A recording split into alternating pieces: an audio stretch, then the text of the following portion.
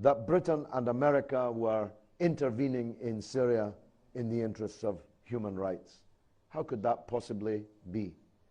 Britain and America are the biggest supporters of dictatorship in the Arab world before and now. Some people thought that the reason for the enmity towards Syria was because it had one family rule. Well, every single member of the Kuwaiti cabinet has the same name. Every ruler in the history of Saudi Arabia comes from the same family. So it really can't be that, can it? It can't be because you have a minority religious sect which contains much of the power or holds most of the power in Syria, can it?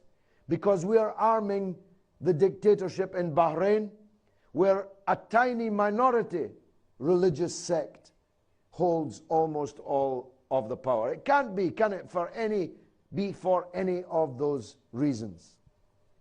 The real reasons are that they want to bring down the Syrian regime because that regime doesn't follow their orders, won't surrender to Israel, won't kick out the Palestinian resistance from Damascus, won't end its relationship with the Lebanese national resistance, which remains the only Arab army ever to defeat Israel in military conflict, a victory which it could not have won but for that strategic alliance that it had with Damascus.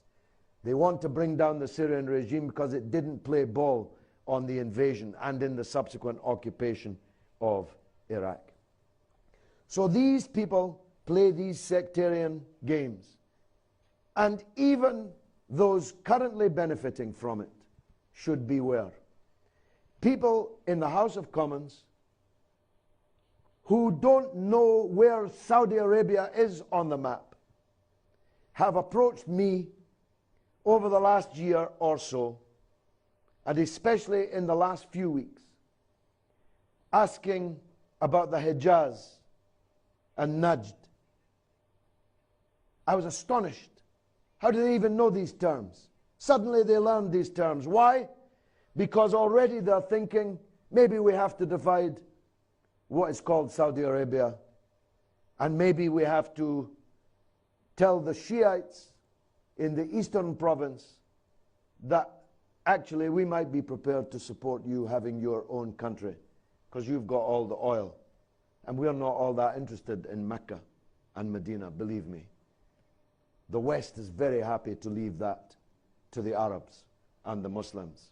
What they are interested in is Saudi Arabia's wealth. And if it becomes unstable enough in Saudi Arabia, you'll discover a new love in the West for the oppressed Shiites in Saudi Arabia. Trust me on that. It's already beginning to happen. We'll hear about the oppression of the Shiites in the eastern province. We'll hear about the scandal that it is that they should be governed in the way by these Wahhabi fanatics. So nobody is safe from this kind of division. Nobody is safe from this kind of sectarianism. And what will be the result? Instead of 23 Arab countries, we'll have 33 or 43 or 63. We won't have countries at all. We'll have emirates like the one currently visible emerging in Libya after the NATO bombardment and the overthrow of the Gaddafi dictatorship.